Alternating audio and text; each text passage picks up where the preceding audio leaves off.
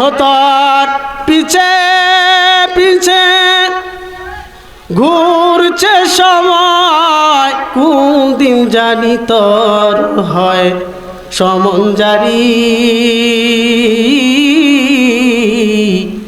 দেখ না মন ঝাঁক মারিয়ে দুনিয়াদারি।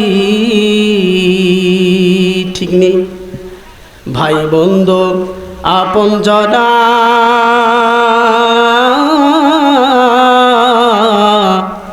সঙ্গে তোমার কেউ যাবে না রে।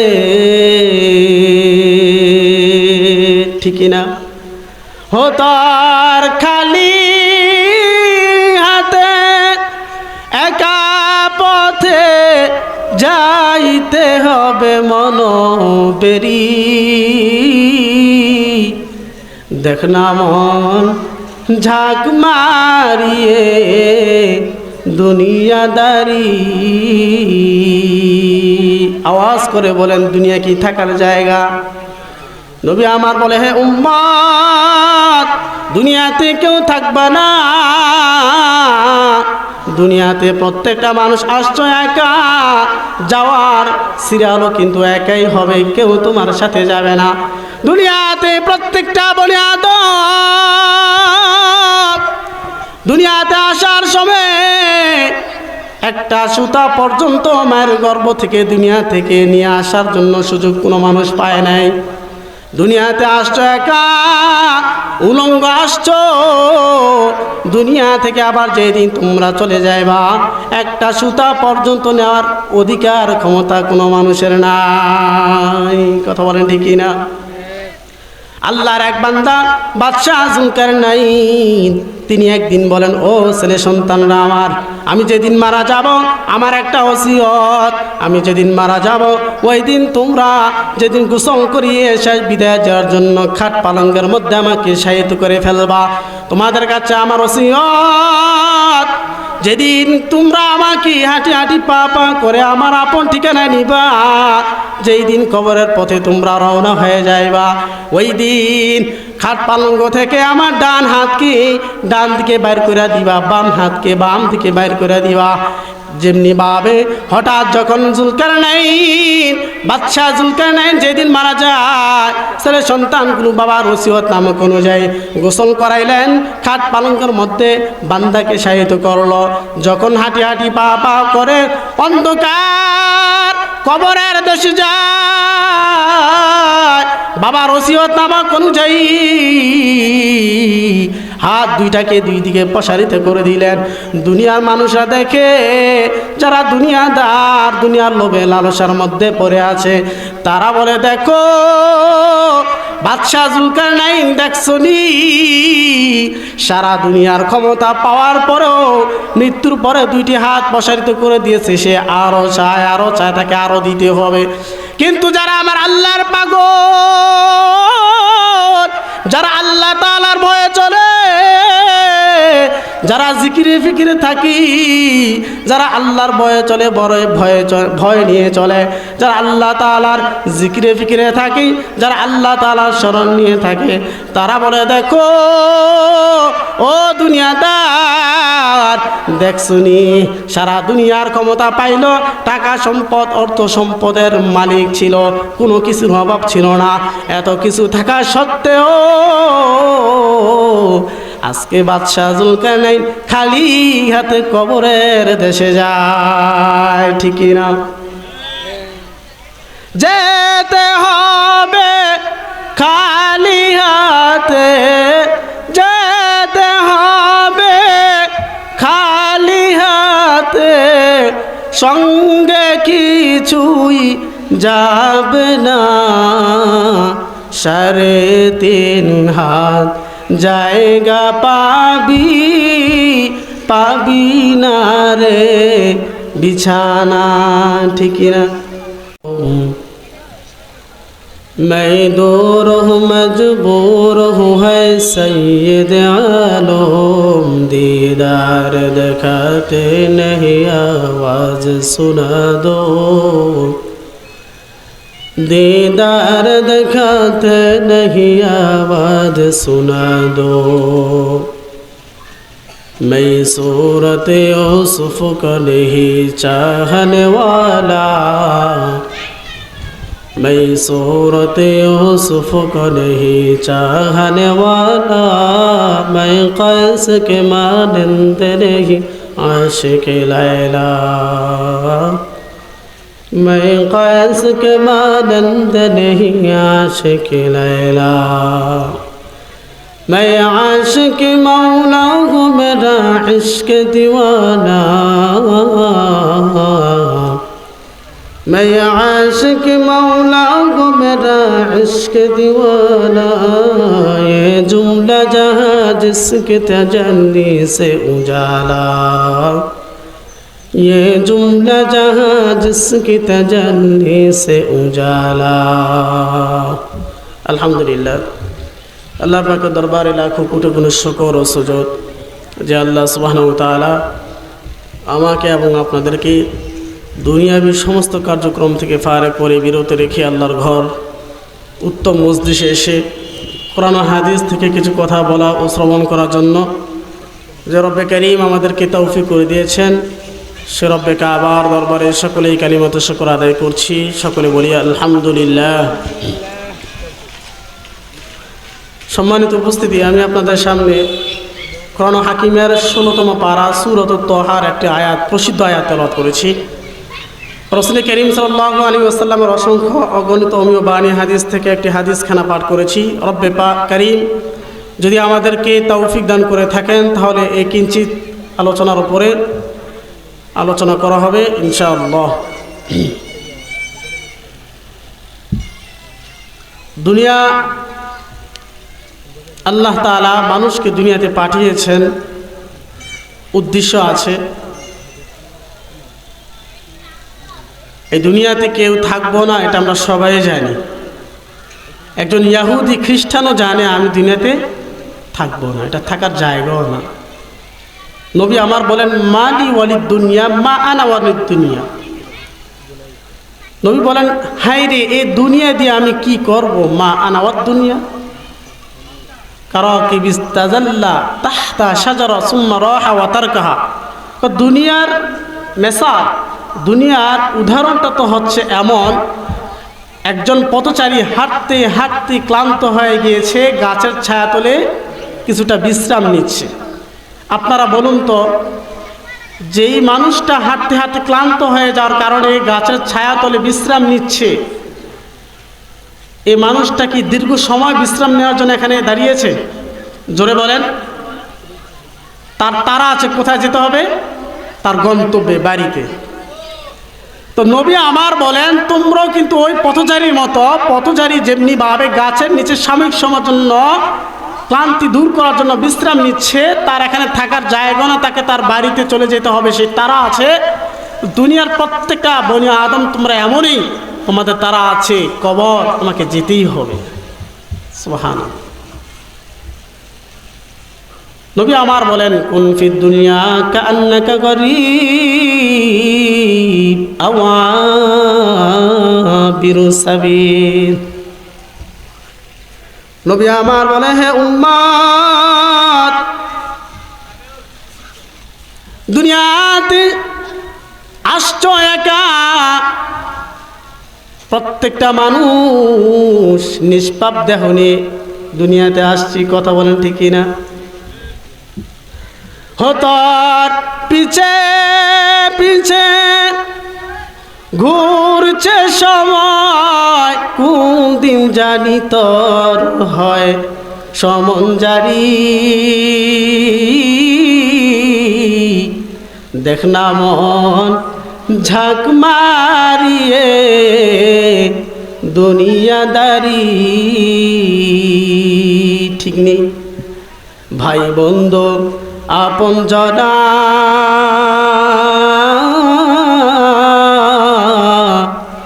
সঙ্গে তোমার কেউ যাবে না রে,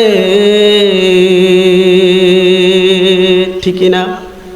হতার খালি হাতে একা পথে যেতে হবে মনোবেরি, দেখ না মন ঝাঁক মারিয়ে দুনিয়াদারি।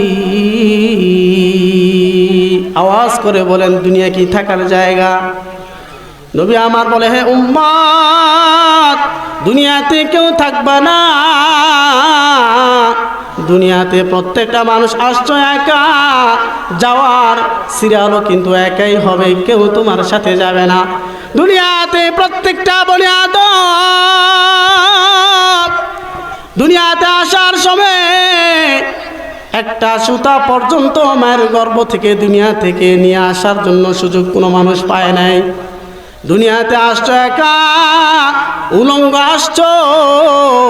দুনিয়া থেকে আবার যেদিন তোমরা চলে যাইবা, একটা সুতা পর্যন্ত নেওয়ার অধিকার ক্ষমতা কোনো মানুষের নাই। কথা বলেন ঠিক না?